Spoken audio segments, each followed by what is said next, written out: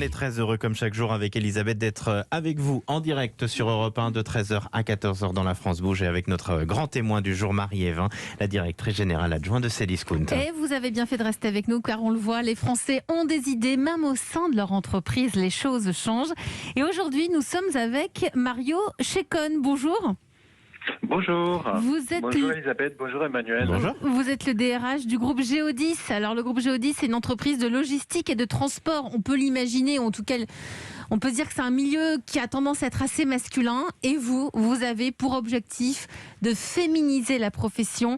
Ambition, 25% de femmes à des postes de dirigeantes d'ici 2023. 2023, c'est demain. Et pour cela, vous avez mis en place plein de choses. Racontez-nous.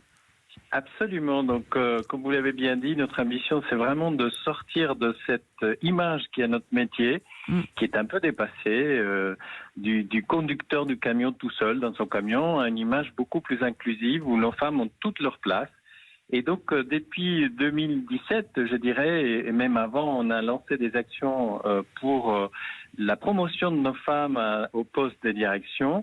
Et en 2017, par exemple, on était à 13%. Aujourd'hui, on en est à 18% des femmes dans des postes de direction. Et notre ambition, c'est vraiment d'avoir une femme qui occupe un poste de direction sur 4 en 2023. Donc 25%. Alors ça, c'est des chiffres. Mais comment vous faites ? En fait, l'idée derrière, c'est qu'on a des actions très concrètes organisées autour de notre réseau interne qui s'appelle Géodis Women Network, qui est quand même un réseau qui comporte plus de 90 personnes, avec un comité international qui couvre l'ensemble des pays où nous opérons, la France, l'Allemagne, Singapour, etc., et qui est composé des hommes et des femmes qui sont engagés pour faire évoluer la condition des femmes au sein de notre entreprise. Donc, nous promouvons nos femmes à des postes de direction à travers, par exemple, des programmes de leadership pour mieux les aider à assumer ces nouvelles compétences, avec des programmes aussi des mentoring, comme par exemple en Australie, nous avons lancé ça avec beaucoup de succès, mais aussi, nous nous appuyons sur une labellisation, c'est-à-dire on veut être suivi, dans ce cas avec Bureau Veritas, sur la façon dont nous nous prenons pour y arriver. Est-ce que vous faites ça parce que votre patronne est une femme ? Ça nous aide beaucoup, en fait. Ouais.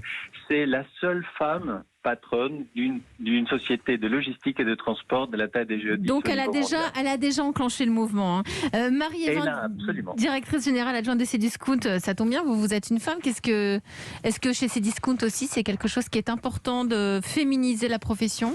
Alors, le travail sur l'inclusion des femmes est absolument majeur, surtout dans les métiers de la tech. Et dans la logistique aussi. Et dans la logistique, et qui sont des métiers très masculins. Donc c'est important.